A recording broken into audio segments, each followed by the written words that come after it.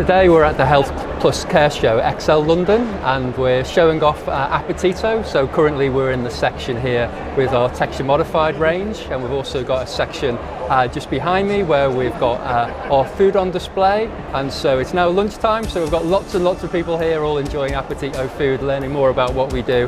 Well, today's been really interesting, and we've got quite a lot of the team here, which is great. Everyone's putting on a sort of great show, helping behind the scenes, and everyone's sort of coming together. Real Team Apetito events. The team can tell them what we're really about, how we're much more than the food.